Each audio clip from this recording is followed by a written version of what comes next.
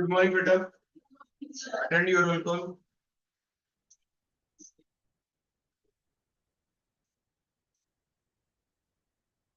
हिमांशु,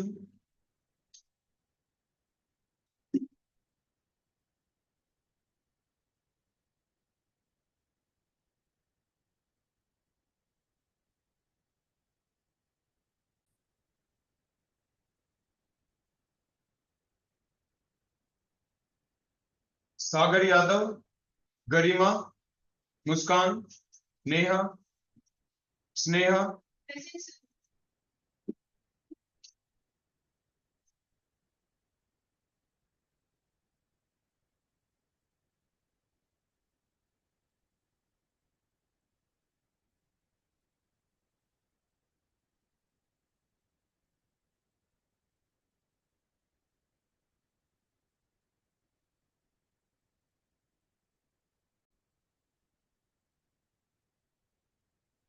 हिमांशु, सागर यादव, गरिमा, मुस्कान, नेहा, स्नेहा, कुणाल, नेहा गोयल, लकीता, रितु, तनीषा, ज्योति, सोनू, रविंदर, दीपांशी, आदित्य, प्राची, दिव्या दैया, भूपेंद्र, हिमानी, प्रिया, नीतिका, तनु शर्मा, प्रिया, पायल, सोनिका, तनु, मीनाक्षी, रेणु जाखड़, शिवानी, खुशी, विशु, कनिष्का, दिव्या, विकास, नैन्सी, कोमल, अंशु, रवि, तुषार, हर्ष, विनीत, मुस्कान, काजल, मनीषा, मयंक, हर्ष, गौरव, सीमा, पीयूष, प्रीति, निखिल, कीर्ति, प्रियांशु मलिक। और कोई स्टूडेंट?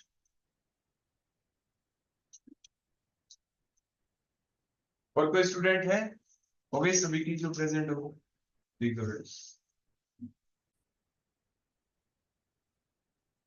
बेटा हम स्टार्ट करते हैं आपकी यूनिट जिसका नाम क्या था? लिपिड्स। उसके बाद आप अपने प्रैक्टिकल का काम करेंगे जो आपका फेज इक्विलिब्रियम वाला था।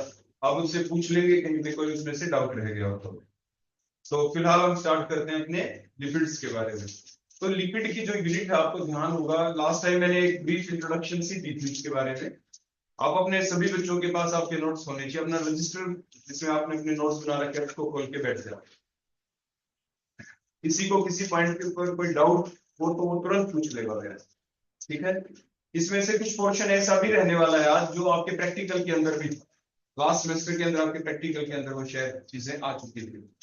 तो फिलहाल हम आपको ये बता रहे हैं कि जो आपकी यूनिट है अभी जिसका नाम है लिपिड, जो कि बायोमोलिक्यूल है। लिपिड्स भी क्या है आपके? बायोमोलिक्यूल्स है। और जो ये बायोमोलिक्यूल्स हैं, बायोमोलिक्यूल्स की जब हम क्लासिफिकेशन करेंगे, जैसे आपने कार्बोहाइड्रेट्स वाली यूनिट पढ़ी, उसकी क्लासिफिकेशन पढ़ी, ऐसे लिपिड्स होंगे, लिपिड की क्लासिफिकेशन भी देखी जाएगी। लेकिन उससे पहले अगर आपसे कोई ये पूछ ले कि व्हाट आर दीज लिपिड्स, आखिर ये लिपिड हैं क्या, तो आप कैसे जवाब देते हैं? बोलो, लिपिड क्या है? बताओ शबाश। लिपिड्स आर दी बायोमोलिक्यूल्स है। बोलो क्या है ये? बायोमोलिक्यूल्स है। कैसे बायोमोलिक्यूल्स है लिपिड्स? ये नॉन पोलर है। लेकिन ये जिस केमिस्ट्री की ब्रांच में आ गए उस केमिस्ट्री की ब्रांच को आप क्या कह देंगे? बायोकेमिस्ट्री। तो सबसे पहले हम ये देख लें कि आखिर बायोकेमिस्ट्री क्या है, जिसके अंदर बायोमोलिक्यूल्स आते हैं। बायोमोलिक्यूल्स को स्टडी किया जाता है जिस ब्रांच में, और उस बायोमोलिक्यूल में से एक बायोमोलिक्यूल कौन है आपका? लिपिड है। तो बायोकेमिस्ट्री क्या थी बताएं? The branch of chemistry which deals with the study of biomolecules and their correlated processes, जो उनसे संबंधित processes हैं, जिसमें हम ये भी पढ़ते हैं कि how the metabolism of the particular biomolecule takes place। अब जैसे आपके ये biomolecules lipids आ गए, इनका भी तो मेटाबॉलिज्म होगा ना। पढ़ा था ना आपने मेटाबॉलिज्म के बारे में, the total types of constructive and the destructive processes occurring in our body called as the metabolic processes. They may be the catabolic, they may be the anabolic processes. तो यानी जब मेटाबॉलिज्म होता है आपके lipids का, अब lipid तो enter कर नहीं सकते एकदम से ब्लड स्ट्रीम के अंदर, तो वो अंदर कैसे करें, जरूर किसी की हेल्प लेंगे वो।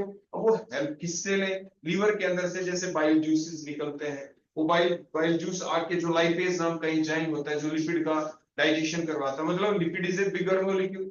डाइजेशन का मतलब क्या होता है, आपने क्या पढ़ा था, the molecules which are larger in size means the food which is non diffusible which cannot enter directly into the blood stream, वो नॉन डिफ्यूजिबल था, उसको डिफ्यूजिबल बनाना है ताकि ब्लड स्ट्रीम के अंदर एंटर कर जाए, तभी तो हमारी बॉडी को एनर्जी मिलेगी, उसकी एडवांटेज मिलेगी। अगर कोई चीज ब्लड के थ्रू ही तो मूवमेंट होती है पूरी बॉडी में हर चीजों की, तो मीन्स आपके नॉन डिफ्यूजिबल फूड को हमें किसमें कन्वर्ट करना होगा, डिफ्यूजिबल के अंदर कन्वर्ट करना ही है। और वो करने के लिए हमें कुछ चीजों की जरूरत भी पड़ती है। वो जो पर्टिकुलर स्पीसीज जो इस रफ्तार को बढ़ाती है, आप उन्हें इंजाइम्स कह देते हैं। कई बार कुछ इंजाइम इनएक्टिव फॉर्म में बैठे हो तो कोई इंजाइम आ जाते हैं, वो इंजाइम के साथ इंटरेक्ट करके और उनको एक्टिव बना देते हैं, और इस तरीके से हमारी जो प्रोसेस है जो बहुत लॉन्ग टाइम जिसको लेना चाहिए, वो शॉर्ट स्पैन ऑफ टाइम के अंदर वो रिएक्शन हमारी कंप्लीट हो जाती है। तो ऐसा है हमारे इस टॉपिक के अंदर जिसको हम कह रहे थे बायोकेमिस्ट्री। तो बायोकेमिस्ट्री के अंदर क्या आएंगे, डिफरेंट बायोमोलिक्यूल्स भी आएंगे, जैसे मैंने बताया जो किस लिए यूजफुल होते हैं बायोमोलिक्यूल, जिससे हमें एनर्जी मिलती है, ग्रोथ में हेल्प करते हैं, हमें डिजीजेस से बचाते हैं, हमारी रिपेयरिंग के अंदर काम आते हैं, टूट फूट हो जाए बॉडी के अंदर तब वो हेल्पफुल होते हैं। वो vitamin, minerals, carbohydrate, amino acid, proteins वगैरह जितनी भी चीजें वो सारी इसके अंदर इंक्लूड हो जाती है। फिलहाल जो अभी हम पढ़ेंगे वो है लिपिड्स। वो कौन होंगे आपके, लिपिड्स। तो जो लिपिड है ये भी क्या है, आपके बायोमोलिक्यूल्स हैं, और लिपिड आपके नॉन पोलर बायोमोलिक्यूल्स होते हैं। नॉन पोलर नेचर होने की वजह से ये वाटर में सोल्यूबल नहीं होंगे, और वाटर में सोल्यूबल नहीं होंगे खासतौर पे इनकी डेंसिटी भी कम होती है वाटर से। तो इसमें इतने सी अपर लेयर बना देते हैं, वाटर के ऊपर फ्लोट करते हैं। आपने देखा भी होगा घर में ऑयल वगैरह जब आप डालते हैं तो नीचे सेटल डाउन नहीं होते, बॉटम पे लेयर नहीं बनाते, टॉप के ऊपर फ्लोट करते हैं। तो इट मीन्स ये आपके डेंसिटी भी इनकी कम होती है, और ये डिजोल्व फिर किस में हो, आपके नॉन पोलर के अंदर हो, या वो सॉल्वेंट जो लो पोलैरिटी के हैं उनके अंदर डिजोल्व हो जाएंगे। तो ये आपके लिपिड्स बन गए। जो लिपिड होते हैं ये मॉलिक्यूल जो सिंथेसाइज होते हैं, कहाँ पे सिंथेसाइज होते हैं, देखो डाइट के थ्रू तो हम लेते ही है, लेकिन हमारी बॉडी के अंदर जो मॉलिक्यूल जो सिंथेसाइज होते हैं वो लोग कहाँ पे होंगे, इन द लीवर। आपके मेटाबॉलिज्म जब इनका होता है तो वहां पे बाइल जूस निकलते हैं, मैंने जैसे अभी आपको बताया था, और फर्दर इनकी प्रोसेसिंग उसकी हेल्प से चल जाती है। और लाइपेज एंजाइम होता है, उसकी जैसे नाम रखने में भी आसानी रहती है, लिपिड से lipase, lipase enzyme bile juice की वजह से एक्टिवेट हो जाता है। उसके बाद अब आखिर इनकी एप्लीकेशन क्या क्या है, कहां पर ये जाके स्टोर हो जाते हैं। जो लिपिड्स होते हैं ये कहां पे स्टोर होते हैं, हमारे लिविंग ऑर्गेनिजम्स मतलब एनिमल बॉडी के अंदर, टिश्यूज के अंदर, कहां पे, एडिपोज टिश्यूज के अंदर जाके स्टोर हो जाते हैं। उसके बाद आप हमें ये बताएं कि जो ये लिपिड होते हैं ये एनर्जी सोर्सेज है या नहीं, they are good energy sources, वो एक अलग बात कि ये क्विक सोर्स ऑफ एनर्जी नहीं है like that of the carbohydrates. फिर हमने लास्ट टाइम आपको ये भी तो बताया था कि ये जो आपके लिपिड्स होते हैं ये कहाँ पे हेल्पफुल होते हैं, किसका पार्ट बन जाते हैं, सेल मेम्ब्रेन का, बताया था ना। क्योंकि जो सेल मेम्ब्रेन होती है वो फास्फोलिपिड की बनी हुई होती है, बाइलेयर होती है, फास्फोलिपिड बाइलेयर होती है, जिसके अंदर प्रोटीन इंडल्ज होते हैं, कुछ आपके इंट्रिंसिक प्रोटीन होते हैं, कुछ एक्सट्रिंसिक प्रोटीन होते हैं, कुछ आपके टनल प्रोटीन्स होते हैं जो पूरी मेम्ब्रेन के अक्रॉस पार हो जाते हैं, जैसे गुफासी होती है इस एंड से उस एंड तक बिल्कुल आर पार निकल जाए, तब वो टनल प्रोटीन्स होते हैं। तो जो आपकी मेम्ब्रेन हुई, सेल मेम्ब्रेन हुई, वो बोलो कैसी होती है, किस चीज की बनी हुई होती है, फास्फोलिपिड्स। तो फास्फोलिपिड बाइलेयर आप उसे कह देते हैं, ठीक हो गया ना। तो ये जो आपकी जो वैसे जो सेल मेम्ब्रेन बनी है करती क्या है, वैसे सेल मेम्ब्रेन क्या करती है, उस सेल को एक तो इंटैक्ट करके रखती है। मान लीजिए एक तो मान लीजिए इस कमरे की बाउंड्री ना होती तो फिर क्या हमें पढ़ाने में उतना मजा आता, नहीं। अब यहाँ पे एक बाउंड्री हो गई कि भाई आप इसी के अंदर बैठे, अब हमारी आवाज ज्यादा इधर उधर नहीं जाएगी, यानी हम एक समय सीमा के अंदर वो सारा काम करेंगे, अच्छे से बैठेंगे, अपनी बाउंड्री का हम ध्यान भी रख रहे हैं कि इस कमरे के अंदर गलत एक्टिविटी नहीं होनी चाहिए, कोई शोर शराबा ना हो, बाहर चाहे कुछ होता रहे। अगर बिल्कुल ओपन हो तो हम किस किस का ध्यान रखेंगे, मतलब बाउंड्री का होना जरूरी होता है, वो इंटैक्ट रखता है उन चीजों को। ये बाउंड्री, इस कमरे की बाउंड्री आप लोगों को इंटैक्ट किए रखे, तो इसी तरह से जो सेल मेम्ब्रेन होती है वो सेल को इंटैक्ट रखती है, उसको कॉम्पैक्ट फॉर्म में बनाए रखती है। ऐसे ही किसी भी मटेरियल को अंदर बाहर नहीं आने देती। सेल मेम्ब्रेन सेमी परमिएबल होती है, कुछ सिलेक्टिव परमिएबल होती है, यानी पर्टिकुलर किसी अंदर आ सकती है और बाहर जा सकती है। हार्मफुल मटेरियल भी अपने आप बाहर नहीं जाते, उसके लिए कुछ लाइसोसोम्स होते हैं, सुसाइडल बैग जिन्हें कह देते हैं, जो अपनी आहुति दे देते हैं और उस हार्मफुल मटेरियल को सेल से बाहर करवा देते हैं अपने जो इंजाइम्स की हेल्प से ही। लेकिन ये सारी प्रोसेसेस चलनी होती है। क्लियर हो गया बेटा यहाँ तक? कहने का अभिप्राय क्या हुआ कि जो सेल मेम्ब्रेन है उसकी अपनी एक एडवांटेज होती है, वो एडवांटेज वो क्यों दिखा पाया? Due to that phospholipid bilayer, means इन लिपिड्स की वजह से। उसके बाद आ जाता है कि जो लिपिड होते हैं ये क्या करेंगे, क्योंकि ये वाटर सोल्यूबल तो होते नहीं, तो करेंगे क्या? ये हमें डिहाइड्रेशन या ये हमारी सेल को डिहाइड्रेशन से भी बचाते हैं। सेमी परमेबल नेचर ही है ना, कुछ पार्टिकल, लेकिन फ्रीली तो नहीं जा सकते ना बाहर, क्योंकि इन्होंने शेप दे दी हमारी सेल को, उसको प्रोटेक्ट किए रखा। ऐसा नहीं कि एकदम वाटर लॉस एकदम से हो जाएगा, वो एक अलग बात कि मीडियम बाहर से कुछ ऐसा आ जाए। जैसे आपने देखा है, ऐसा कहा जाता है कि जो हाई बीपी के पेशेंट होते हैं ना, हाई बीपी के पेशेंट, उनको नमक नहीं खाना चाहिए। क्यों? क्योंकि अगर वो सोल्ट ले लेंगे तो क्या होगा? सोल्ट खाया तो बॉडी में गया, बॉडी में गया तो कहाँ गया? ब्लड स्ट्रीम में चला गया, ब्लड स्ट्रीम में गया तो क्या हुआ? अब ब्लड कंसंट्रेटेड हो गया, कंसंट्रेटेड हो गया तो क्या हुआ? सेमी परमेबल मेम्ब्रेन है, आपकी जो ब्लड वेसल्स है वो भी सेमी परमेबल मेम्ब्रेन है। अब सेमी परमेबल मेम्ब्रेन है तो उससे क्या हुआ? मतलब जो लिक्विड है कहां से कहां पे मूव करेगा? हाई कंसंट्रेशन से लो, अंदर तो कंसंट्रेटेड हो गया ना, नमक अंदर एंटर कर गया, बाहर से वाटर अंदर एंटर कर जाएगा, ब्लड वेसल्स खुल जाएंगी, बर्स्ट भी हो सकती है, फट भी जाए, इजीली फटती नहीं, इतनी कमजोर नहीं होती, इलास्टिक नेचर होता है इनका, आपकी सेल मेम्ब्रेन का इलास्टिक नेचर होता है। लेकिन फिर भी हर चीज की एक लिमिट तो होती है ना। बैलून के अंदर भी पानी डाले जाओ डाले जाओ डाले जाओ, एक लिमिट आएगी, उसके बाद फूट जाएगा। हवा भरे जाओ भरे जाओ भरे जाओ, एक लिमिट आएगी, उसके बाद फट जाएगा। तो मीन्स हर चीज की एक लिमिट होती है। तो इसलिए हाई बीपी के जो पेशेंट होते हैं उनको कहा जाता है कि भाई आप लिमिट में खाएं, क्योंकि एकदम उस लिमिट से बाहर अगर चीज क्रॉस हो गई तो फिर दिक्कत हो सकती है। खैर ये प्रोटेक्शन करती है डिहाइड्रेशन से भी, क्योंकि आपने देखा ये लिपिड्स के अंदर होता है। आपने प्लांट्स के अंदर भी देखा था, जो लीफ होते हैं, कई लीफ के ऊपर से पानी आया, स्लिप कर गया ना ऐसे करके। तो कहने का मतलब आपके प्लांट्स बॉडी उनमें भी तो सेल मेम्ब्रेन होती ही है, सेल कोट भी हो जाती है, वहां पे तो होती है ना। बाहर जो बार्क लगा हुआ होता है, आपने देखा होगा, जो मोटी छाल होती है। सेल मेम्ब्रेन के बाहर एक और आउटर कोटिंग होती है जो हार्ड होती है, वो कौन होती है? वो सेल वॉल, जिसे आप सेल वॉल बोल देते हैं वहां पे तो।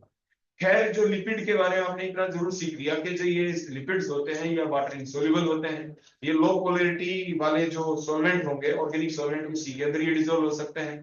अगर अब हम इनकी क्लासिफिकेशन देखें, क्लासिफिकेशन, तो लास्ट टाइम आपने देखा होगा ना, हमने जब ब्रीफ इंट्रोडक्शन सी आपको दी तो उसके दौरान हमने बताया था, देखो किस तरीके से एक वर्ड यूज किया था, जो मैंने ट्राइग्लिसराइड वर्ड यूज किया था वहां पे।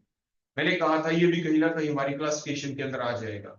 तो फिर मैंने ये बताया था कुछ आपके लिपिड ऐसे होते हैं जो ट्राइग्लिसराइड टाइप के होंगे, मतलब जिससे आप सोप बना सकते हैं, साबुन बना सकते हैं, इजीली सेपोनिफिएबल होते हैं वो। तो वो सेपोनिफिएबल लिपिड्स हो जाते हैं, which can be converted into, बोलो क्या? सोप, जो सोप में कन्वर्ट हो सकते हैं। जो ना हो पाए, नॉन सेपोनिफिएबल लिपिड हो जाएंगे। कौन हो जाएंगे? नॉन सेपोनिफिएबल। तो जो भी आपके सिंपल लिपिड होते हैं, आपके कंपाउंड लिपिड होते हैं, अभी आगे हम पढ़ेंगे, वो इजीली आपके सेपोनिफिकेशन प्रोसेस के अंदर अपनी इन्वॉल्वमेंट को शो कर देते हैं। तो इसीलिए वो कौन होते हैं? बोलो, सेपोनिफिएबल लिपिड्स। और जो ना करवा पाए, नॉन सेपोनिफिएबल लिपिड्स आपके बन जाते हैं, जो कि डिराइव्ड लिपिड होते हैं। हम आपको एक शब्द और बता दें, आपने पीछे जब आप पढ़ रहे थे अपने दूसरे ऑर्गेनिक केमिस्ट्री के पोर्शन में, आपने पढ़ा था ना कि आपकी जो प्रोटीन्स होती हैं वो भी डिफरेंट टाइप की होती हैं। सिंपल प्रोटीन, कंजुगेटेड प्रोटीन्स, और एक डिराइव्ड प्रोटीन्स। पढ़ा था ना वहां पे भी। सिंपली आप यहाँ पे भी जब पढ़ेंगे तो आपकी जो लिपिड्स आएंगी, क्या क्या आएंगी? सिंपल लिपिड, कंपाउंड लिपिड, और एक डिराइव्ड लिपिड्स। वहां पे जो आपने पढ़ा था डिराइव्ड प्रोटीन्स के बारे में, कैसे पढ़ा था? आपने ये पढ़ा है कि मान लीजिए जो आपकी प्रोटीन्स है, प्रोटीन्स कहां से बनी थी? वो एमिनो एसिड से। छोटी से छोटी रिपीटेड यूनिट कौन थी वहां पे? Amino acid. तो एमिनो एसिड के बीच में पेप्टाइड बॉन्ड बना, एक साइड में NH2 होता था, एक साइड में CH, है ना। वाटर लॉस हो जाती थी, कंडेंसेशन हो जाती थी, CONH मींस पेप्टाइड बॉन्ड बन जाता था। तो मींस जब बना तो उसके बाद डाइपेप्टाइड बने, दो जुड़ गए आपस में, फिर ट्राइपेप्टाइड, फिर और जुड़ गए, फिर पेप्टॉन्स बन गए, प्रोटियोसिस बन गए, फिर लास्ट में प्रोटीन बन गई। कहने का अभिप्राय क्या होता है कि आपने नहीं देखा है कि इतने से छोटे से को कमरा कहते हैं शुरू में, फिर जुड़ गए, घर कह देते हैं, कई घर आ गए, कॉलोनी कह देते हैं, कॉलोनी जुड़ गई कई, तो एक शहर कस्बा गांव बन जाता है, उसके बाद जिले बन गए, and so and so and. Similarly ये नाम पड़ेगा अलग अलग, यहाँ पे भी अमीनो एसिड जुड़ने के बाद अलग अलग अलग अलग अलग नाम रखे गए हैं on the basis of number of the amino acid units present in it. कहने का अभिप्राय, जब आप हाइड्रोलाइसिस करेंगे दोबारा से प्रोटीन्स की, तो आखिर में तो हमें आपके अमीनो एसिड ही मिलने हैं ना, छोटी से छोटी यूनिट अमीनो एसिड, उससे छोटी तो कुछ हो नहीं सकती। तो फिर जब आप प्रोटीन्स की हाइड्रोलाइसिस करते हैं, लास्ट में तो अमीनो एसिड मिलेंगे, लेकिन उसके बीच में भी तो कुछ हिस्से बने होंगे, पूरी बड़ी चेन अमीनो एसिड की, जिसे आप प्रोटीन कह रहे थे, थोड़ी टूट गए, छोटे हो गए, बोलो उसको क्या कहा, प्रोटियोसिस, फिर पेप्टोन्स बन गए, फिर लास्ट में आपके अमीनो एसिड आ गए। इस तरह से कहने का अभिप्राय क्या होता है, कहने का अभिप्राय कि प्रोटीन्स की जब आप हाइड्रोलाइसिस करें और जब वो एमिनो एसिड में बदलते हैं, उसके बीच में जो डिफरेंट इंटरमीडिएट बने, पेप्टोन्स बने, प्रोटियोसिस बने, जो नाम आपने रखे, this all collectively called as, बोलो क्या, डिराइव्ड प्रोटीन्स कहते थे। सिमिलरली यहाँ पे डिराइव्ड लिपिड्स, जो भी आपके ये सिंपल लिपिड है, कंपाउंड लिपिड हो गए, जब आप इनके हाइड्रोलाइसिस करते हैं, हाइड्रोलाइसिस के बाद आपके पास जो इंटरमीडिएट हमें मिलते हैं, उन्हें कहते क्या है, वो आपके डिराइव्ड लिपिड बन जाते हैं। कोरिलेटेड सी बात है, जैसे हमने क्लासिफिकेशन में प्रोटीन्स में पढ़ा था, कुछ वैसी सी बातें हमारे यहाँ पे। खैर, हमारे जो ये लिपिड थे, जो हमने बताया कि चाहे वो सेपोनिफिएबल हो, नॉन सेपोनिफिएबल लिपिड हो, अगर आप दूसरी क्लासिफिकेशन देखें लिपिड की, तो आपने देखा लिपिड में था सिंपल लिपिड।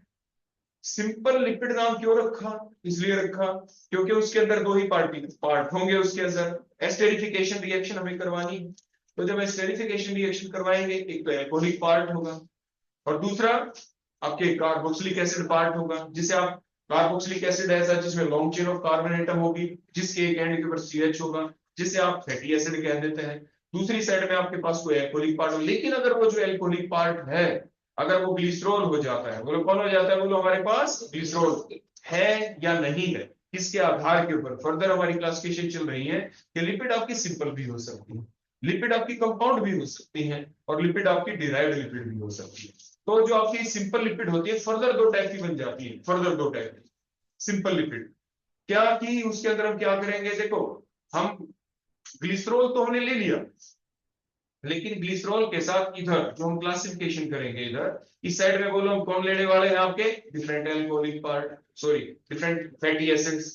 जो फैटी एसिड हम लेंगे, तो वो जो फैटी एसिड है, हो सकता है उस हर एक ही जैसे RCOH, वही R दोबारा CH, वही R फिर से CH, ऐसे बार बार बिल्कुल एक जैसे हो, तो वो जो ग्लिसराइड है वो सिंपल टाइप के बन जाएंगे। If all the fatty acid are of same nature which will react with the glycerol, then that called as the, बोलो क्या, simple glycerides। अब उन्हें क्या कह देंगे, simple glyceride। If we take the different fatty acid for the reaction with the glycerol, result in the formation of the mixed glyceride, आप उसे mixed glycerides कह देते हैं। तो कहने का मतलब सिंपल लिपिड फर्दर दो टाइप के बन जाते हैं, ग्लिसराइड कुछ एक को वैक्सिस भी कह देते हैं।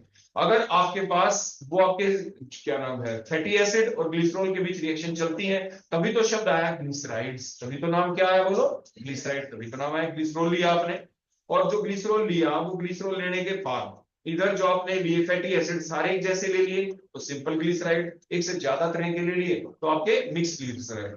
अब आपके सिंपल और जो मिक्स ग्लिसराइड होते हैं, चाहे वो सिंपल हो चाहे मिक्स हो, वो फर्दर दो टाइप के हो सकते हैं, दे में विद फैट, दे में विद ऑयल। वो फैट भी हो सकते हैं, वो ऑयल भी हो सकते हैं, depending upon the presence of saturation और unsaturation in the long chain of carbon atom present in the fatty acid. Fatty acid के अंदर जो long chain of carbon atom होगी, उस long chain of carbon atom के अंदर आपके unsaturation है या नहीं, इसके आधार के ऊपर आप उन सिंपल या मिक्स ग्लिसराइड को आप ऑयल कहेंगे या फैट्स। अगर वो सैचुरेटेड चेन है तो आप कहेंगे उसे फैट, अगर उसमें अनसैचुरेशन आ चुकी है तो आप कहेंगे उसे ऑयल। ठीक हो गया बेटा। उसके बाद नेक्स्ट पॉइंट आ जाता है, जो क्लासिफिकेशन हम देख रहे थे कि सिंपल हो गया, कंपाउंड हो गया, डिराइव्ड हो गया। अभी आपने देख लिया कि जो सिंपल लिपिड है वो आपके फर्दर आपके क्या क्या बन सकते थे, बोलो ग्लिसराइड या वैक्सिस, जैसे मैंने अभी आपको बताया। और उसके बाद आपके जो कंपाउंड लिपिड बनाएंगे वो कैसे बन जाएंगे, बताओ वो कैसे बन जाएंगे। कंपाउंड लिपिड कैसे होंगे, कंपाउंड लिपिड ऐसे होंगे जिसके अंदर if you react the glycerol, if you react बोलो क्या, glycerol with fatty acid along with some other acid like the phosphoric acid, then it is called compound lipid. आप उन्हें क्या कह देते हैं? Compound lipid. अगर फास्फोरिक एसिड आप ले लेते हैं तो आप उन्हें कहते क्या है? फास्फोलिपिड, जो bye membrane, phospholipid bye membrane जो बनती है सेल मेम्ब्रेन के अंदर होती है। ग्लाइकोलिपिड बन सकते हैं। ग्लाइकोलिपिड का मतलब देखो लिपिड हो गया, फास्फोलिपिड का मतलब फास्फोरिक एसिड ले लिया। ग्लाइकोलिपिड का मतलब आपके देखो आपने पढ़ा था ना कि, अब ये बताओ आपने जब कार्बोहाइड्रेट पढ़ा तो वहां पे दो शब्द आए थे, ग्लाइकोसाइड ग्लूकोसाइड। क्या था ये मतलब इसका? ग्लाइकोसाइड ग्लूकोसाइड क्या मतलब था इसका? ग्लूको का मतलब ग्लूकोज ही ले लो, ग्लूकोज ही ले लें, और ग्लाइकोसाइड का मतलब एनी एनी कार्बोहाइड्रेट। तो यहाँ पे ग्लूकोज ग्लाइको लिया है, ग्लाइको, ग्लाइको का मतलब ग्लाइकोजन आ गया ना। यहाँ पे कहने का मतलब जो शब्द यूज होंगे यहाँ पे उसी के बेसिस के ऊपर उनके नाम लिए जाएंगे। क्लियर हो गया बेटा? उसके बाद नेक्स्ट पॉइंट आ जाता है आपके डिराइव्ड लिपिड, जो मैंने बताया ही था कि आपके जो भी सिंपल लिपिड हो गए, कंपाउंड लिपिड हो गए, जब आप उनकी हाइड्रोलाइसिस करते हैं, हाइड्रोलाइसिस के बाद जो भी इंटरमीडिएट हमें मिलते हैं वो सारे के सारे किस कैटेगरी के अंदर आ जाते हैं? आपके डिराइव्ड लिपिड के अंदर आ जाते हैं। अब जैसे कि मैंने आपको ये बताया था कि जो सिंपल लिपिड है वो आपके दो टाइप के थे। कौन से थे दो टाइप के? एक तो ग्लिसराइड और दूसरे वैक्सीन। तो आपके ग्लिसराइड के अंदर मैंने बताया था ना कि वो सिंपल और मिक्स दोनों टाइप के हो सकते हैं कि, और उसके बाद जो स्पीसी बनती है आप उसे ट्राइग्लिसराइड कह देते हैं, क्योंकि ग्लिसरॉल में 3 OH हैं और 3 OH के साथ जो फैटी एसिड के 3 मोल भी तो आएंगे तो रिएक्ट करेंगे, तो इसलिए हम क्या बोल देते हैं? ट्राई। अगर 2 होते तो डाइग्लिसराइड, अगर एक ही लेते तो आप मोनोग्लिसराइड कह देते। अब उसके बाद एक अगला पॉइंट ये आ जाता है कि अगर हम यहाँ पे जो एल्कोहल हमने लिया है, जैसे ग्लिसरॉल ले लिया, अगर हम ग्लिसरॉल ना लेने की बजाय, ग्लिसरॉल ना लेने की बजाय कोई एल्कोहल ले लें अदर देन ग्लिसरॉल, अगर हम अदर देन ग्लिसरॉल कोई और एल्कोहल ले लें और उस एल्कोहल की भी long chain of carbon atom हो, और उस एल्कोहल को लेके हम उसी तरीके से उसकी रिएक्शन किसके साथ करवा दें? आपके फैटी एसिड के साथ करवा दें, now this called as the waxes. अपने क्या कह देते हैं? वैक्सिस। तो डिफरेंस सा क्या नजर आया? जो सिंपल लिपिड आपके दो टाइप के थे ग्लिसराइड और वैक्सिस में, ग्लिसराइड के नाम से पता चला ग्लिसरॉल, ग्लिसरॉल भी हो तब फैटी एसिड के साथ रिएक्शन चलती है, और फिर जो मिलते हैं आपके सिंपल लिपिड उन्हें आप कहते हैं ग्लिसराइड्स। अगर की बजाय आपके ग्लिसरॉल की बजाय कोई दूसरा एल्कोहल ले लें, और एक ऐसा alcohol which contain the long chain of carbon atom, then it is called as, बोलो क्या? वैक्सिस। फिर आपके वो वैक्सिस बन जाते हैं। ठीक हो गया बेटा यहाँ तक? अब ये तो मैंने आपको बताई दिया कि ग्लिसराइड दो टाइप के हो सकते हैं, they will the simple, they will the mixed. अगर एक ही जैसे आप ले लेंगे फैटी एसिड एक ही टाइप के तो आपके सिंपल, अगर एक से ज्यादा टाइप के आप अलग अलग ले लेंगे, R R dash C H, R double dash C H ऐसे दिखा दें तो आपके मिक्स ग्लिसराइड आपके बन जाएंगे। ठीक हो गया बेटा? उसके बाद अगला पॉइंट ये आ जाता है, जैसे मैंने आपको बताया था ऑयल फैट में क्या डिफरेंस था। जब भी आप ये बनाते हैं आपके, तो जो लॉन्ग चेन है फैटी एसिड की, अगर उसमें आपको अनसैचुरेशन दिख जाए तो बोलो कौन? वो ऑयल्स। अगर सैचुरेशन ही दिखे तो आपके फैट्स बन जाते हैं। ये स्लाइट डिफरेंस होगा इन दोनों के अंदर। उसके बाद पॉइंट ये आता है कि आखिर ये ऑयल हो गए, फैट हो गया, आखिर नेचर में मिलते कहाँ हैं? फिर आप ये कहेंगे सर ये नेचर के अंदर हर जगह मिलते हैं, प्लांट्स में भी मिल जाते हैं, आपके एनिमल्स के अंदर से भी हम इनको एक्सेप्ट कर लेते हैं। प्लांट के अंदर कहाँ पे? आपने देखा है सिरसम का तेल, आप लोग गए भी होंगे सिरसम, जब अभी जैसे मौसम था सिरसम की कटाई हुई, लेके आप शॉप के ऊपर पहुंच गए होंगे तेल निकलवाने के लिए। आपने देखा उस दौरान एक काम क्या करते हैं, अकेले सिरसम को लेके मशीन के अंदर डालते हैं, अकेला सिरसम नहीं डालते, उसके अंदर थोड़ा वाटर भी डालते हैं, थोड़ा वाटर जरूर डालते हैं ताकि वो वहां पे चिपके ना, उसका इमल्शन सा बन जाए, थोड़ा सा, ज्यादा अमाउंट में भी नहीं, बिल्कुल थोड़ा सा, इंटरनल प्रोसेसिंग को अच्छा बनाने के लिए। तो कहने का अभिप्राय क्या है कि जो प्लांट्स के अंदर जो ऑयल और फैट होते हैं ये मेनली सीड के अंदर मिलते हैं। कहां पे मिलते हैं? Mainly present in the seed, seed के अंदर ये पाए जाते हैं। एनिमल के अंदर देखें तो टिश्यूज के अंदर मिल जाते हैं, अंडर द स्किन, क्योंकि जो फर्स्ट बैरियर है हमारी प्लांट, हमारे एनिमल्स का, हमारा वो कौन है बोलो? प्रोटेक्टिव लेयर, वो स्किन ही होती है। वो फर्स्ट बैरियर होता है जो हमें किसी बीमारी से बचाता है, जिसकी वजह से आपके जो माइक्रो ऑर्गेनिज्म या कोई भी फॉरेन मटेरियल अंदर एंटर नहीं कर पाता। तो मीन्स अलग अलग तरह के ऑयल होते हैं, कोई वेजिटेबल ऑयल, कोई एनिमल ऑयल, ऐसे ही फैट भी वेजिटेबल फैट, एनिमल फैट, यानी इस तरह की कैटेगरी बनी हुई है। आपने अपने नोट्स के अंदर ये सारी बातें लिख रखी होंगी। उसके बाद बात आ जाती है कंपोजिशन की। ऑयल और फैट होते कैसे, इनकी कंपोजिशन क्या होती है, कैसे होते हैं ये? वैसे तो हमने स्टार्ट में डेफिनेशन में ही लिख दिया था कि आपके जो लिपिड होते हैं उनका नेचर कैसा होता है। कैसा नेचर होता है? ये आपके नॉन पोलर होते हैं। कैसे होते हैं? Non polar. आपने देखा होगा घरों घरों में भी आप तेल रखते हैं, जो ये लिपिड टाइप की बातें कर रहे हैं हम, पेट्रोल डीजल की बातें नहीं कर रहे। तो क्या वो वोलेटाइल होते हैं, इजीली वोलेटाइल हो जाते हैं? अब सरसों का तेल कहीं पर गया उड़ गया? नहीं, ऐसा नहीं हुआ। मीन्स ये आमतौर पे आपके कैसे होते हैं, नॉन वोलेटाइल ही होते हैं। और जब नॉर्मल कंडीशन में रखे हो तो कुछ एक ऑर्डरलेस भी होते हैं, कुछ एक वैसे स्मेल भी आती है। सरसों का तेल रख दिया, दूर से पहचान लेंगे कि उसके अंदर हाँ ये सरसों ऑयल है। तो मीन्स कुछ ना कुछ कैरेक्टरिस्टिक स्मेल भी आ जाती है। और अक्सर आपने पढ़ा है स्मेल किसी चीज के अंदर से आती है ना, ठीक सी स्मेल, तो एस्टेरिक स्मेल होती है। जैसे फ्रूट्स के अंदर आती है ना, अब पता चल जाए आप गाड़ी में रख के भूल गए कि बनाना रखा था, गाड़ी में आम रख के भूल गए, पाइनएप्पल रख के भूल गए, अब स्मेल से पता चला लेते हैं आंखें बंद करके भी, हाँ अभी यहाँ पे ये फ्रूट रखा है, यहाँ पे ये रखा है, ये रखा है। कहने का मतलब एस्टर्स की वजह से स्मेल आती है। जरूरी नहीं कि सिर्फ एस्टर की वजह से स्मेल होती है, कुछ स्मेल गंदी स्मेल भी होती है। जैसे नाइट्रो कंपाउंड होते हैं, मुंह में ले जाए, पास खड़े हैं, वेपर्स मुंह में जाते हैं तो कड़वे बादाम जैसी स्मेल, यानी टेस्ट हो जाता है आपका। अगर कभी भी आप नाइट्रोबेंजीन का एक्सपेरिमेंट आपने सरफेस टेंशन विस्कोसिटी निकालने के दौरान स्टेलेगोमीटर और विस्कोमीटर को लेके जब आपने शक किया होगा, तो मान लीजिए नाइट्रोबेंजीन लिया तो उसके वेपर्स तो माउथ में जाएंगे ना, तो आपका मुंह कड़वा कड़वा सा हो जाता है अंदर से, कड़वे बादाम जैसा। बादाम तो सभी ने खा रखे हैं। वो एक अलग बात, आजकल दूसरे टाइप के बादाम लोग खाने लगे जिसमें से कोई कड़वाई नहीं आता। अदरवाइज पहले आम बादाम जब हम खाते थे तो एक आधा बादाम कड़वा निकल ही जाता था, है ना। आजकल उनकी प्रोपोर्शन थोड़ी कम हो गई है क्योंकि सारे महंगे टाइप के खाते हैं, अच्छी क्वालिटी का नाम जिसको ले लेते हैं, मतलब कड़वे नहीं होने चाहिए ये। लेकिन आप एक आधी बार जो नॉर्मल बादाम भी मिलते हैं ना वो भी लेके खाया करो, ताकि उसके बीच में कोई ना कोई ऐसा बादाम जरूर आए जो कड़वा हो, तो आपका मुंह कड़वा जरूर होगा। और जो बात मैंने अभी बोली, नाइट्रोबेंजीन को जब अवसर करते हैं और एकदम आपका अंदर से जो आपका टेस्ट है कड़वे बादाम जैसा हो जाता है, किसी ने खाया ना हो आप में से तो पता कैसे चलेगा उसको कि कड़वा बादाम का टेस्ट कैसे होता है। तो इसलिए वो खा के देखना पड़ेगा। तो आज जब आप घर पे जाए, आप वैसे किसी ने ना खाया हो तो आप खा लेंगे। खैर आमतौर पे नॉन वोलेटाइल होते हैं, ऑर्डरलेस होते हैं, लेकिन काफियों के अंदर पार्टिकुलर ऑर्डर होती भी है। वो ईस्टर्स की वजह से उनके अंदर पार्टिकुलर स्मेल आ जाती है। क्लियर हो गया बेटा इतना?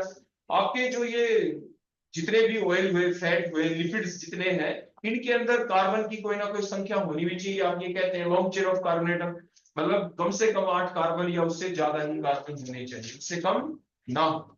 उसके बाद आपके जो वेजिटेबल जैसे फैट होते हैं उसमें कुछ प्रोपोर्शन ने पढ़ा, लिपिड कंपाउंड लिपिड भी होते हैं, मतलब उसके अंदर सिंपली फैटी एसिड की बजाय दूसरा पार्ट भी हम डाल देते हैं। जैसे फास्फोरिक एसिड डाला तो फास्फोलिपिड बन गए, एंड सो ऑन, इसी टाइप से। तो दूसरे पार्ट भी इनके अंदर इंडल्ज होते हैं। जरूरी नहीं कि वो आपके फास्फोलिपिड हो, कोई स्टीरोल्स हो जाते हैं, कोई vitamin, pigments and so on. कोई भी जो पार्ट होगा जो वहां पे रिएक्ट कर सकता है आपके ग्लिसरॉल के साथ, तो उस वक्त आप उसे कहेंगे क्या, इसी कैटेगरी में आ जाते हैं ऑयल और फैट की। ये लेबोरेटरी के अंदर भी बनाए जा सकते हैं। अब क्वेश्चन ये आया कि इनकी इंपॉर्टेंस क्या है। इंपॉर्टेंस तो है ही, क्योंकि ये अपनी बॉडी के अंदर एनर्जी जो स्टोरेज का काम करते हैं एकदम। अगर मान लीजिए कार्बोहाइड्रेट खा ली, एनर्जी तो जल्दी चली जाएगी, तो ओके फैट्स का होना भी जरूरी है। तो जो फैट होते हैं ये रिजर्वायर का काम करते हैं। तो जब भी हमें मान लीजिए कई दिन तक भोजन नहीं मिलता तो कहते हैं ना वो पतला होना शुरू हो गया, इंटरनल जो फैट होता है वो यूज करना शुरू कर देती है बॉडी। तो कहने का मतलब they are the sources of energy like that of the carbohydrate, लेकिन उतने क्विक सोर्स ऑफ एनर्जी होते नहीं। जो लिपिड होते हैं क्योंकि इनका ऑयली नेचर होता है, ग्रीसी नेचर होता है, नॉन पोलर होते हैं, और स्टोर्ड कहां पे होते हैं, एडिपोज टिश्यूज के अंदर ये स्टोर हो जाते हैं। तो एनर्जी रिजर्वायर का ये काम करते ही है। इमरजेंसी के दौरान यहाँ से भी एनर्जी ली जाती है। जैसे कैमल के अंदर ये एडिपोज टिश्यू के अंदर वाटर स्टोर करके रखते हैं, जिसकी वजह से जो लंबे समय तक भी प्यासा रह सकता है आपका। बोलो कौन? कैमल, जिसके बारे में ऐसा कहा गया है। उसके बाद एक्सपेंड किया जाता है कि ये किस चीज के कैरियर भी है। देखो जब कुछ प्रोसेस चलती है ना हमारी बॉडी में, आपने एडवर्टाइजमेंट देखी है, ये कहते हैं कि कैल्शियम की एब्जॉर्प्शन हमारी बॉडी में, विटामिन डी की एब्जॉर्प्शन, मतलब ये एक दूसरे के कॉम्प्लीमेंट्री हैं। बोलो कौन कौन? आपने देखा है कि उसने दूध पी लिया, कैल्शियम उसकी बॉडी एब्जॉर्ब ही नहीं कर पा रही। क्यों नहीं कर पा रही? क्योंकि उसमें किसकी कमी हो गई? विटामिन डी की। तो फिर दिखाते हैं कि विटामिन डी लेना चाहिए, धूप में जाना चाहिए। समझ पा रहे हो मेरी बातें कुछ? तो कहने का मतलब क्या होगा, जब विटामिन डी की कमी हो जाएगी बॉडी के अंदर, तो उसके बाद कैल्शियम की एब्जॉर्प्शन बॉडी करना बंद कर देगी। कहने का मतलब आपके जो लिपिड भी होते हैं ना, इसी टाइप से ये एक दूसरे को काउंटर बैलेंस करके चलते हैं। हमारी बॉडी का पूरा सिस्टम ही अपने आप से कुछ नहीं होता, ये मॉलिक्यूल अपने आप में अकेला है, उसको दूसरे की हेल्प लेनी ही पड़ती है। मतलब एक दूसरे की हेल्प से ही हमारी बॉडी में सारे मैकेनिज्म चलते हैं। Means they also serve as the, बोलो क्या, as an intermediate in different processes. आपके डिफरेंट प्रोसेसेस के अंदर ये इंटरमीडिएट का काम करते हैं, कैरियर का भी ये काम करते हैं। मान लीजिए कई आपने विटामिन के बारे में पढ़ा है, कुछ विटामिन ऐसी होती है जो वाटर सोल्यूबल होती है। कौन सी होती है water soluble vitamin? Vitamin B और विटामिन सी।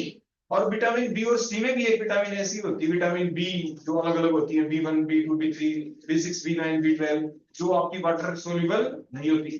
कौन सी थी? B12। एग्जाम में आ जाती है कई बार, खैर बताना मुझे देख के अभी, ये आपके लिए क्वेश्चन हो गया अच्छा से। तो इसके अलावा मान लीजिए एक तो वो विटामिन हो गए जो अभी मेरे को आप बताने वाले, कौन सी विटामिन बी है जो कि आपकी वाटर सोल्यूबल नहीं है, जबकि और सारी विटामिन बी और सी आपकी वाटर सोल्यूबल होती है। बची हुई जो और बच गई एडीई के जो हो गई, वो सारी वाटर सोल्यूबल तो है नहीं, फैट सोल्यूबल है। तो मेरा इंपॉर्टेंस यहाँ पे फैट की, लिपिड्स की, क्योंकि वो फैट सोल्यूबल है। उनकी मूवमेंट हो कैसे बॉडी के अंदर, किसके थ्रू होगी? लिपिड्स के थ्रू होगी। बोलो किसके थ्रू? तो लिपिड जो होते हैं they act as the carrier for these fat soluble vitamins. जो फैट सोल्यूबल विटामिन्स होती हैं उनको कैरी करने के लिए जो हेल्पफुल होते हैं वो आपके यहाँ पे लिपिड होते हैं। ये बिल्डिंग मटेरियल का काम भी करते हैं अलॉन्ग विद आपके प्रोटीन्स के साथ। सोप इंडस्ट्री में ये काम आ जाते हैं। साबुन सैपोनिफिकेशन प्रोसेस में हमने देखा था, ट्राइग्लिसराइड के अंदर आपने NaOH डाला तो हार्ड सोप जैसे हमने उस दिन आपको बताया था, इस टाइप से बन जाता है। आपके जो लिपिड होते हैं डिफरेंट इंडस्ट्रीज के अंदर ये काम आते हैं, पेंट इंडस्ट्रीज के अंदर ये काम आते हैं। तो ये थी डिफरेंट इनके यूजेस, और बोलो क्या थी इनकी इंपॉर्टेंस, होती है ना। और इसकी एक इंपॉर्टेंस हमने देखी थी कि इनके नॉन पोलर नेचर की वजह से वाटर लॉस को नहीं होने देंगे, डिहाइड्रेशन नहीं होने देंगे, नहीं होने देंगे ना डिहाइड्रेशन। ये इंसुलेशन का काम करेंगे, क्योंकि जब वाटर लॉस नहीं होगा, प्लस साथ ही साथ आपने देखा है जो आपकी आई बॉल होती है, आई बॉल, आंख, आई बॉल जो है, इसके पीछे जो बेस बना होता है, किसका बना होता है? किस चीज का बना होता है? लिपिड्स होते हैं पीछे। मीन्स ये मान लीजिए कोई झटका लगता है, आपको आपने दबा दिया और कुछ, वो तो पीछे मान लीजिए सिर्फ हड्डी होती तो क्या होता है, टूट जाती, कुछ ना कुछ हो जाती गड़बड़ी। अब तक हम मसल भी देते हैं इसको, करते हैं ना ऐसे, फिर भी कुछ नहीं होता। मतलब जो भी तनाव होता है, खिंचाव होता है, प्रेसिंग होती है, जितने भी सोक होते हैं, सोक एब्जॉर्बर का काम करते हैं। किस चीज का? और लिपिड्स। ये चीज आपको ध्यान रखनी है। सर्दी से कई बार कहते हैं जो मोटे लोग होते हैं उनके अंदर काफी वो होती है, क्या बोलते हैं, फैट है, तो उनको यानी सर्दी कम लगती होगी। तो सर्दी कम लगती है, इसका मतलब वही बात आ गई कि ये हीट इंसुलेशन का काम करते हैं, इंसुलेशन का काम करते हैं, लुब्रिकेंट का काम करते हैं। और आपकी फार्मेसी इंडस्ट्री के अंदर ये काम आते हैं, फार्मास्यूटिकल कंपनीज के अंदर ये काम आ जाते हैं। और आपके काफी दूसरी प्रोडक्ट बनाने के लिए, जैसे मेटाबॉलिज्म जब इनका चलता है तो ये दूसरे आपके इंटरमीडिएट के अंदर कन्वर्ट हो जाते हैं, जो हमारी बॉडी के लिए यूजफुल होते हैं। क्लियर हो गया बेटा? तो ये थे इनके कुछ एक यूजेस। उसके बाद नेक्स्ट आ जाता है इनके गुण क्या क्या है। देखो दो बातें होती हैं, कई बार बच्चे इस चीज में पजल हो जाते हैं, सर अभी जो बताए इसके गुण ही तो थे, है ना, गुण ही तो थे। अब गुण और यूज में फर्क होता है, गुण का मतलब बताते हैं थोड़े दूसरा एग्जांपल लेके, ताकि वो भी आपके काम आ जाए। आपने पढ़ा सिलिकॉन्स सिलिकेट्स के बारे में, आपने ये पढ़ा कि जो सिलिकॉन्स होते हैं या सिलिकेट्स आप लगा लो, सिलिकॉन्स मतलब जो ग्रीस यूज करते हैं, देखो ग्रीस की तरह यूज हुए सिलिकॉन, ये तो यूज हो गया। क्यों हुए ग्रीस की तरह यूज? इसलिए हुए क्योंकि उनके अंदर एक प्रॉपर्टी थी सिलिकॉन्स के अंदर भी, कि उनके अंदर आर ग्रुप लगे होते हैं, non polar group. Non polar group होने की वजह से वाटर रिपेलेंट, ठीक हो गया ना, और वो ग्रीस की तरह काम कर जाते हैं। सिलिकॉन के अंदर सिलिकॉन और ऑक्सीजन के बीच में स्ट्रॉन्ग बॉन्ड होता है, आयनिक नेचर की वजह से स्ट्रॉन्ग बॉन्ड, हीट को सहन कर सकते हैं, आराम से टूटेंगे नहीं। तो मतलब इसलिए भी ये ग्रीस की तरह यूज होते हैं, क्योंकि पंखा चलेगा, हाई टेम्परेचर के ऊपर जो मशीनें चलेंगी, तो अब देखो बॉल बेरिंग के बीच में सब्सटेंस ऐसा डालोगे ना कि बॉल बेरिंग आपस में जब घिसे, जब पूरी तेज आप किसी हाथों को भी घिस लोगे ना, गर्मी पैदा होती है ना, हाथ जल जाएंगे। ऐसे जब लोहे के जो बॉल बेरिंग होते हैं, जब उनको आपस में रगड़ेंगे ना, रगड़ तो खाएंगे ना जब चलेंगे, जो रगड़ खाएंगे तो मेल्ट हो जाते हैं। मेल्ट हो गया, आपने पंखा एकदम बंद कर दिया, क्या होगा? मेल्टेड पोर्शन आपस में मिक्सअप हो जाता है, उसे कहते हैं सीजर फॉर्मेशन। सीजर का मतलब मिक्सिंग अप हो जाना। एक बॉल बेरिंग अकेला नहीं रहा, सारे एक हो गए, गड़बड़ी हो गई, जुड़ गया सारा पार्ट, पंखा चलेगा ही नहीं। फिर दूसरी बार चलाओगे कहेंगे पंखा जैम हो गया, जाम हो गया, क्यों हो गया? ग्रीस नहीं थी। ग्रीस ने क्या किया? जो उनके बीच में फ्रिक्शन होता है ना, जो घर्षण होता है, फ्रिक्शन होता है, जो एनर्जी प्रोड्यूस होती है, उसको वो सहन कर ले। कहाँ पे यूज हुए? बोलो कहाँ पे यूज हुए ये? ग्रीसेस की तरह यूज हुए, है ना। हैवी मशीनरीज के अंदर, हाई टेम्परेचर के ऊपर मशीन के अंदर यूज है सिलिकॉन। सिमिलरली मैं यहाँ पे ये बता रहा हूँ कि इनकी स्ट्रक्चर को देखने के बाद, इनकी स्ट्रक्चर को देखने के बाद कि इनके स्ट्रक्चर के अंदर क्या क्या खास चीजें हैं, वो तो बनाती है इनकी प्रॉपर्टी। और उन प्रॉपर्टी के आधार पे ये कहाँ इनकी क्या एडवांटेज है, किस तरीके से इनको यूज किया जा सकता है, वो कहलाते हैं इनके यूज। लेकिन जब कभी भी हम किसी चीज का यूज लिखते हैं ना, तो उसकी प्रॉपर्टी पहले लिख देते हैं। because of that property they can be used as, because of that property they can be used as, ऐसे समझ रहे हो? तो यूजेस के अंदर प्रॉपर्टी अपने आप लिखी जाती है लेकिन प्रॉपर्टीज में सिर्फ और सिर्फ हम प्रॉपर्टी लिखते हैं। क्लियर हो गया दोनों में? कई बार बच्चे ऐसे,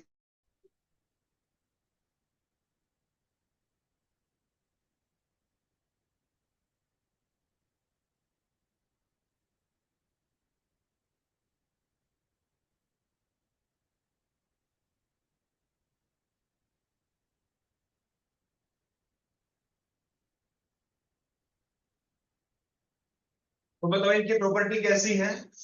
आमतौर पे ये जो लिक्विड होते हैं, आमतौर की बात बता रहे हैं, आमतौर पे जो आपके ग्लिसराइड होते हैं, ऑयल एंड फैट होते हैं, दे आर कलरलेस। कैसे होते हैं? कलरलेस होते हैं। आपके लिए इनकी डेंसिटी कम होती है, they there density is less than water, water insoluble होते हैं, नॉन वोलेटाइल होते हैं आमतौर के ऊपर, जनरली एकदम डिकम्पोज नहीं होते।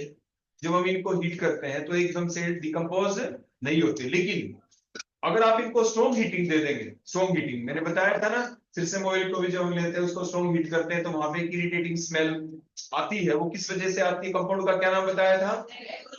एक्रोलीन की वजह से। उस दिन यानी मैंने बताया था ट्राइग्लिसराइड में ग्लिसरॉल पार्ट होता है, तो जिनमें ग्लिसरॉल पार्ट होगा उसमें एक्रोलीन जरूर बनेगा, जिसमें वो पार्ट नहीं होगा तो उसमें एक्रोलीन नहीं बनेगा। ठीक हो गया? अब अगला पॉइंट ये आ जाता है, मैंने आपको ये बताया था कि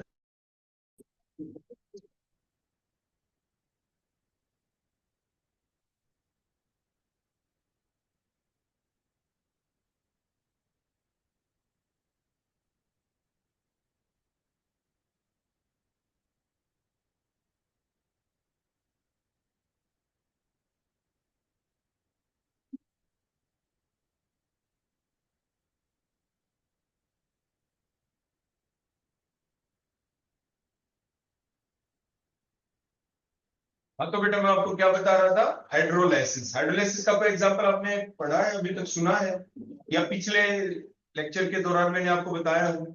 अब ये बताएं, जो सेपोनिफिकेशन प्रोसेस चलती है वो एक हाइड्रोलाइसिस प्रोसेस है या नहीं? बताओ, सेपोनिफिकेशन एक हाइड्रोलाइसिस है या नहीं? है। वो एसिडिक हाइड्रोलाइसिस है या बेसिक हाइड्रोलाइसिस?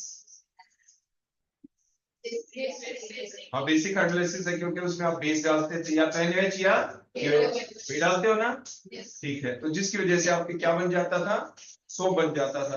तो हाइड्रोलाइसिस जब हम करते हैं ऑयल और फैट की, तो उसका एक स्पेशल बड़ी एग्जांपल है सेपोनिफिकेशन, जिसमें आप ऑयल या फैट लेते हैं और ट्राइग्लिसराइड फॉर एग्जांपल आपने ले लिया, और फिर आप उसकी हाइड्रोलाइसिस करते हैं basic medium by, generally by taking the NaH और the QH, result in the formation of the soap. That soap में भी द सॉफ्ट और द हार्ड वन। हार्ड कौन सा था? सोडियम या potassium? Sodium, sodium salt of fatty acid called as the hard salt. Sodium का size छोटा है और पोटेशियम का साइज क्या है? बड़ा है। आपको बताया गया था, इसके बेसिस के ऊपर आपने याद किया था। और सिंपल प्रोसेस थी जिसमें आप ट्राइग्लिसराइड के अंदर NaOH डालते हैं और फिर आपकी हाइड्रोलाइसिस हो जाती है। ग्लिसरॉल का एक नाम और क्या बताया था? स्प्लेंटलाई, क्योंकि चिकना चिकना पदार्थ बनता है तो उसे आप स्प्लेंटलाई भी कह देते हैं। एग्जाम में कई बार आ चुका है स्प्लेंटलाई इज, तो ग्लिसरॉल पे टिक कराना, ठीक है, ऐसा आपसे अगर पूछ लेते हैं। अगला पॉइंट आ जाता है हाइड्रोजनेशन ऑफ ऑयल, या इसे हार्डनिंग ऑफ ऑयल कह सकते हैं या नहीं, तो बोलो। कह सकते हैं, क्यों? हाँ, क्योंकि अनसैचुरेशन जो होती है किसके अंदर होती है अनसैचुरेशन? आपके जो long chain of carbon atom थी फैटी एसिड पार्ट के अंदर। तो जो ऑयल होता है, जो ट्राइग्लिसराइड ऐसा है जिसके अंदर आपके क्या थी? अनसैचुरेशन थी। तो जब हमने हाइड्रोजनेशन की तो अपने को ऐसी रिएक्शन पड़ी है हाइड्रोजनेशन की, जैसे 70 ईयर सेंट्रल रिएक्शन थी। H2 ओब्लिक में क्या डालते थे? Ni। टेम्परेचर 573 टू 673 केल्विन, आप ऐसा यूज करते थे टेम्परेचर, है ना? तो इस तरीके से आप ऑयल की हार्डनिंग कर सकते हैं, ऑयल को फैट में कन्वर्ट कर सकते हैं। और एग्जांपल क्या है? जैसे वनस्पति घी का बनना, जैसे आपको पहले बताया गया है। अगला पॉइंट आ जाता है अगली हेडिंग। देखो अभी तक आपने क्या क्या नाम सुने, पेपर में एक एक नंबर के, दो दो नंबर के आ जाते हैं। अब रिएक्शन लिख देते हैं और आपका हो जाता है। जैसे hydrolysis of oil and fat का मतलब क्या है? सैपोनिफिकेशन का एक्सप्लेन कर दें। हाइड्रोजिनेशन ऑफ ऑयल मतलब ये हार्डनिंग एक्सप्लेन कर दें आप, कि जिसके अंदर आप ट्राइग्लिसराइड लेके और उसकी हाइड्रोजनेशन कर रहे हो और वो फैट में कन्वर्जन आप दिखा देंगे। अगला शब्द आ गया हाइड्रोजिनोलाइसिस। इसका मतलब क्या है? लाइसिस का मतलब ब्रेकडाउन भी होगा, प्लस हाइड्रोजन गैस की प्रेजेंस में आप ऐसा कर रहे हैं। तो आपने क्या किया? वही ट्राइग्लिसराइड आपने ले लिया, हाइड्रोजन गैस भी पास कर दी, लेकिन उसके बाद आपने क्या किया? कैटलिस्ट लिया। कैटलिस्ट कौन लिया? कॉपर क्रोमाइड। कई बार देखो ऐसा आ जाता है कि मान लीजिए सर हम भूल गए कॉपर क्रोमाइड का फार्मूला क्या था, हम भूल गए मान लो, है ना? तो आप पता है क्या करते हैं? जो पुरानी पड़ी हुई चीजें होती है वो हमारे बड़े काम की होती है। देखो जैसे याद दिलाता हूँ आपको, आपने ऐसे पढ़ा के कॉमन कॉमन बातें कि ऑक्सीजन की सर ऑक्सीडेशन स्टेट है ना -2 होती है, तो आपने O लिख दिया, O के ऊपर -2 लिख दिया। उसके बाद क्रोमियम, सर हमने पढ़ा था क्रोमियम है ना एसिडिक, जब मीडियम हम ले लेते हैं ना आमतौर पे, जब हमने पढ़ा था पोटाशियम डाइक्रोमेट के बारे में, वो एक बड़ा अच्छा ऑक्सीडाइजिंग एजेंट था। और जो पोटाशियम डाइक्रोमेट जिसकी +6 ऑक्सीडेशन स्टेट होती है, जो ऑक्सीडेशन जब ऑक्सीडाइजिंग एजेंट का वो काम करता है, तो उसके बाद वो Cr+3 में कन्वर्ट हो जाता है। तो फिर क्रोमेट हमने क्या लिखा हो कि 2- चार्ज है, क्रोमियम पे +3 चार्ज हो गया। उसके बाद कॉपर के बारे में पढ़ा कि कॉपर तो दो ही ऑक्सीडेशन स्टेट दिखाता है, एक +1 दिखाता है, एक +2। लेकिन जब हम हाइड्रोलाइसिस कर रहे हैं तो हमने पढ़ा था डी ब्लॉक एलिमेंट वाले चैप्टर में कि +1 से ज्यादा कितना हो गया चार्ज? मैंने क्या बताया अभी? कॉपर के ऊपर कितना चार्ज हो गया? कॉपर के ऊपर +2 हो गया, क्रोमियम के ऊपर +3 हो गया, ठीक हो गया ना? और ऑक्सीजन के ऊपर -2 चार्ज है। फिर हम क्या करेंगे? ये आपका जो कंपाउंड होता है कॉपर क्रोमाइड जिसे हम कह रहे हैं, इसके अंदर अब कॉपर के ऊपर +2, क्रोमियम के ऊपर +3, तो कितना हो गया? +5 हो गया। कितना हो गया? 5 हो गया ना? ऑक्सीजन के ऊपर -2 है। अब ऑक्सीजन अगर हम मान लीजिए 3 भी ले लें, 3 भी ले लें, तो क्या बनेगा? फिर भी बात नहीं बनी यहाँ पे। तो ऑक्सीजन हमने 4 ले ली, कितनी ले ली? 4। तो 4 ले ली तो 4 2 जा 8 हो गया, 8 माइनस चार्ज। तो फिर क्या करें? फिर 8 बनाने के लिए, 8 प्लस बनाने के लिए क्या करें? कॉपर के ऊपर +2 है, क्रोमियम पे +3 था तो वो 2 ले लिए। तो 2 3 जा 6 और 2 8, जितना पॉजिटिव चार्ज उतना ही नेगेटिव चार्ज है।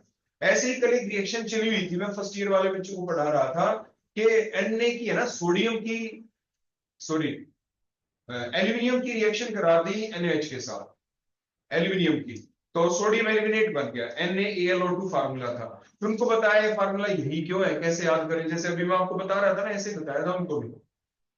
यानी कहने का अभिप्राय क्या होता है? वही ऑक्सीडेशन स्टेट लिख दो, फिर पॉजिटिव चार्ज नेगेटिव इक्वल होना चाहिए, वो इक्वल ले आओ, लिख लिख के देख लो, हिट एंड ट्रायल मेथड, छोटा छोटा सा फार्मूला बन जाता है। फिर उसके बाद कुछ आगे ना बात से बोलो, फार्मूला क्या बन गया? CuCr2O4। कई बार हम गलती क्या कर देते हैं एग्जाम में, हम ये लिखाएं CuCrO4, तो फिर वो तो गलती हो जाती है ना, यहाँ पे हमारा गलत हो जाएगा। तो इस तरीके से हम उन चीजों को ध्यान रखते हैं। तो हाइड्रोजिनोलाइसिस एक ऐसी प्रोसेस है जिसके दौरान हम ऑयल एंड फैट की क्लीवेज करवाते हैं। किसकी प्रेजेंस में करवाते हैं? Presence of hydrogen, in presence of the catalyst that is the copper chromide at a high temperature and high pressure. फिर वो टेम्परेचर प्रेशर आप याद कर लेते हैं जो आपकी बुक्स में लिखा हुआ होता है, ठीक हो गया? तो प्रोसेस बोलो क्या कहलाती है? हाइड्रोजिनोलाइसिस। बोलो क्या कहलाएगी? हाइड्रोजिनोलाइसिस। और जिसके दौरान दोबारा से आपके जैसे ट्राइग्लिसराइड की हाइड्रोजिनोलाइसिस कर रहे हैं तो दोबारा से ग्लिसरॉल आपको मिल जाएगा, और इधर आपके क्या मिल जाएंगे दूसरी एंड के ऊपर? दूसरे एंड के ऊपर क्या मिल जाएंगे, हाइड्रोजन गैस पास कर रहे हैं तो कार्बोक्सिलिक एसिड ना एल्कोहल मिल जाएंगे, क्योंकि उनकी भी क्या हो गई, रिडक्शन हो गई, हाइड्रोजन गैस पास कर रहे हैं। वैसे रिडक्शन और हाइड्रोजनेशन में क्या फर्क होता है, देखो एडिशन ऑफ H, देखो H है ना, H कई फॉर्म में मिलता है, सिर्फ H की फॉर्म में ऐड हो रहा हो तो वो नेसेंट हाइड्रोजन आ गया।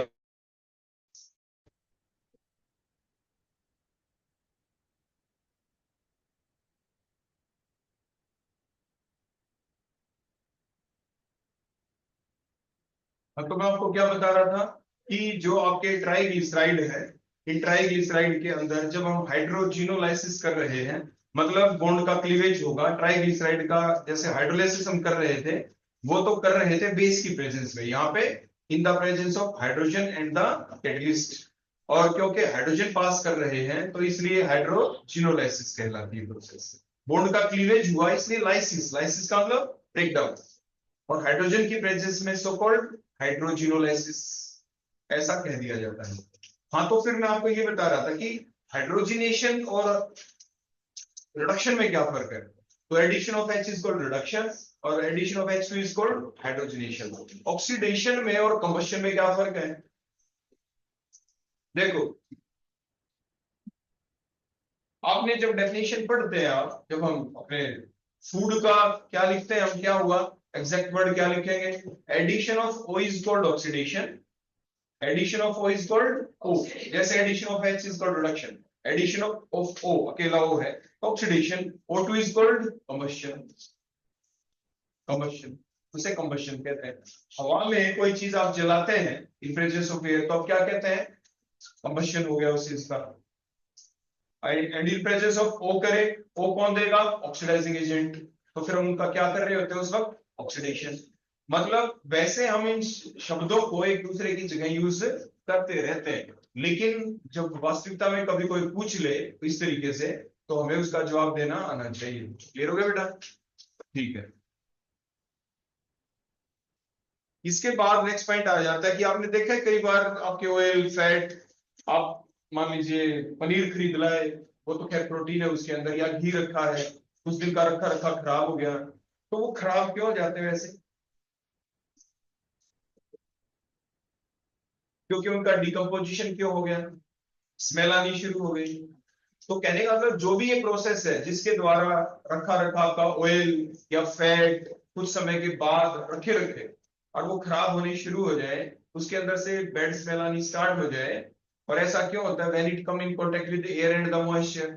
आपने देखा है कि जो आइटम भी है, चाहे टीवी हो, फोन हो, कुछ भी हो, हम खरीद के लेके आते हैं तो उसके दौरान एयर टाइट आती है, इवन आपकी चिप्स भी जब आते हैं तो पैकेट आपके प्लास्टिक के फूले हुए होते हैं, है ना, ताकि उसके अंदर एयर मॉइस्चनेस किसी का भी कांटेक्ट ना हो। फिर उसके बाद उसमें जो अंदर इनर्ट एटमॉस्फेयर बनाया जाता है, वैसे कौन सी गैस इनर्ट एटमॉस्फेयर क्रिएट करती है, नाइट्रोजन गैस कर देती है, ठीक है। तो ये जो प्रोसेस होती है जिसके दौरान डिकम्पोजिशन हो जाती है ऑयल और फैट की, after long storage in presence of air and moistness, that called rancidification. आपने एक शब्द सुना होगा रेंसिडिफिकेशन का बटर के बारे में, है ना, रखा रखा खराब, कौन सा एसिड प्रोड्यूस होता है उसमें, बताओ शाबाश, हाँ बुटाइरिक एसिड, कौन हो जाता है, बिल्कुल सही कहा आपने, butyric acid is the answer. तो कितने विचार हो, तो जो butter get rancid due to the production of butyric acid, आपने बिल्कुल ठीक जवाब दिया। कई बार क्या हो जाता है कि आपके जो, मैंने एक चीज आपको बताई थी ना कुछ, आप कभी अपने नेल पॉलिश आप लगाते हैं उसके दौरान जब साफ करवा के आते हो, इसको किस चीज से करवा के आते हैं, तो क्या आप एसीटोन वाले इन्वायरमेंट में रह सकते हैं, जो स्मेल है क्या आप उसको लॉन्ग टर्म तक उसके एक्सपोजर में रह सकते, नहीं, अनप्लेजेंट स्मेल होती है ना। तो होता क्या है कि आपके जो ऑयल फैट है जब उनका, देखो आपने अभी ट्राइग्लिसराइड के बारे में पढ़ा, उसका हाइड्रोजिनोलाइसिस कर दिया, उसके बाद क्या किया, या सिंपल हाइड्रोलाइसिस कर दिया, फैटी एसिड पार्ट आ गया ना फैटी एसिड। फैटी एसिड में क्या होता है, एक तो कार्बोक्सिलिक एसिड वाला एंड होगा, एक long chain of carbon atom होगा। अब कार्बोक्सिलिक एसिड वाला कार्बोनिल वाले कार्बन से जो अगला कार्बन है उसको कौन सा कार्बन बोलते हैं, अल्फा कार्बन, उससे अगला बीटा गामा, फिर ऑक्सीडेशन हुई, ज्यादा रिएक्टिव कौन से, हाइड्रोजन, अल्फा वाले ऑक्सीडेशन पहले वहां पे होगा, वहां पे ऑक्सीडेशन हो गया, H हट गए, O लग गए, O लग गए तो कार्बोनिल ग्रुप एक और बन गया। एक तो COH था, एक उसके आगे कार्बोनिल ग्रुप बन गया। बोलो कैसे एसिड कहेंगे? Keto acid. तो ऐसे कीटो एसिड भी बन जाते हैं। और रखे रखे जब आपके पास ऑयल और फैट होते हैं, जब उनकी रेसिडिफिकेशन होती है, जब वो एयर मॉइस्चर के कांटेक्ट में आते हैं, और जब उनका ऑक्सीडेशन होगा एयर की प्रेजेंस में रखे रखे अपने आप, तो कीटो एसिड भी बन जाता है। और कीटो एसिड की अनप्लेजेंट स्मेल होती है, उसका ऑर्डर अच्छा होता नहीं। कीटो एसिड ठीक हो गया। तो ये बात ध्यान रखना कि कीटो एसिड बन जाते हैं। अच्छा एक चीज और बताएं, एक शब्द आता है जिसे कहते हैं drying of the oil, oil का सूखना। इसका मतलब क्या होता है? ऐसा होता है कि जो अनसैचुरेटेड आपके जो एसिड बनते हैं, देखो जब भी ब्रेक डाउन हुआ आपके ट्राइग्लिसराइड का भी, उसमें एक फैटी एसिड पार्ट आ गया, जो अनसैचुरेशन वाला जो पार्ट होता है वहां पे। तो जब उसके अंदर पॉलीमराइजेशन स्टार्ट हो जाए, ऑक्सीजन की प्रेजेंस के अंदर ऐसा होता है, तो उसके बाद क्या होती है, अगर ऑयल के सरफेस के ऊपर एक हार्ड कोटिंग, एक ट्रांसपेरेंट कोटिंग बन जाए, जो में दिखेगी ना, बनी हुई है बिल्कुल ट्रांसपेरेंट, दिख नहीं रही, हम उसे कहते हैं ड्राइंग ऑफ द ऑयल। क्या कह देते हैं? Drying of the oil means the formation of the transparent hard coating on the surface of the oil in presence of aerial oxygen. Aerial oxygen की प्रेजेंस में अगर ऐसा हो जाता है, तो उस प्रोसेस को कहते हैं कि यहाँ पे ड्राइंग ऑफ द ऑयल। अब ये जो ऑयल है ना, उनका वो ड्राइंग उनकी होगी नहीं होगी, इसके बेसिस के ऊपर ऑयल कई टाइप के हो जाते हैं। Drawing oil, semi drawing oil, non drawing oil, अलग अलग होते हैं। तो ये जो अलग अलग कौन कौन सी टाइप के होते हैं, इनकी फर्दर जो क्लासिफिकेशन क्या होगी, कैसे इनके नाम रखेंगे कि किसको हम कहें ड्राइंग ऑयल, किसको कहें नॉन ड्राइंग ऑयल, किस तरीके से उनके नाम रखे जाते हैं, तो वो सारी की सारी बातें हमारी जो अगली हेडिंग जब हम पढ़ेंगे कि ऑयल कैसा है, कौन सी कैटेगरी का है, कौन से टेस्ट किए जाते हैं, कौन सी टाइट्रेशन करेंगे हम, वो सारा का सारा हम नेक्स्ट साइड पढ़ लेंगे। वो हेडिंग आपकी बन जाएगी analysis of the oil and the fat. वो एक प्रैक्टिकल पार्ट भी है जो आपके सिलेबस के अंदर पिछले सेमेस्टर में भी था। तो आज के लिए सिर्फ इतना ही।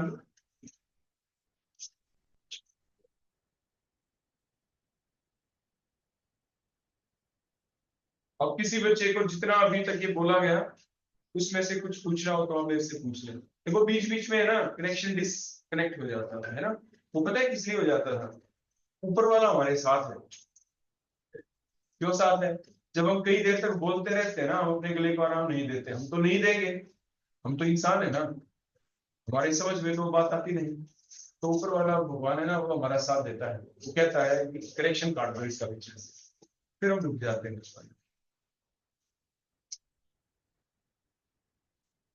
तो हर काम के पीछे कोई ना कोई, हर चीज के पीछे कोई ना कोई अच्छाई छुपी हुई होती है। तो ऐसे ही जब आप पढ़ रहे हो, बीच में आप पजल हो जाओ, कोई चीज आप भूल जाओ, आप बहुत पढ़ रहे थे, उसके पीछे भी कोई कारण होता है। कारण ये होता है कि आप काफी देर बैठे बैठे किताब, आप अपने दिमाग को रेस्ट तो दे नहीं रहे। तो ऊपर वाला क्या करता है, इसको करवा दे पजल कहीं ना कहीं, आपसे कोई ना कोई चीज भूलवा देगा। फिर आप क्या करोगे, माथा पटक के किताब को उल्टी रख के बैठ जाओगे, फिर से आप और नहीं पढ़ा जा रहा, ऐसे करवा देता है ऊपर। आप ऊपर वाले की माया को जानते नहीं, इसलिए जो कुछ हो रहा है आपके साथ सब अच्छा ही हो रहा है। किसी बच्चे को कोई डाउट कुछ पूछना हो?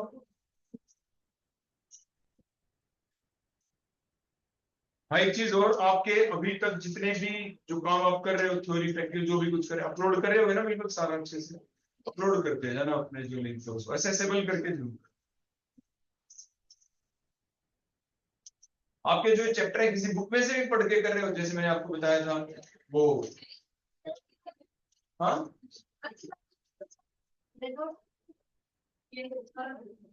ना मिलेंगे बेटा सारे कहीं ना कहीं ना। सर सीबीएसई सेकेंडरी कॉलेज से एक ही चैप्टर था टैक्स और डेटा चेक नीटर बना वो उसके भी किताब कोई नहीं बता, आप बता दो हम पीडीएफ मैं बुक ही दे दूंगा। पीडीएफ बना देंगे। ठीक।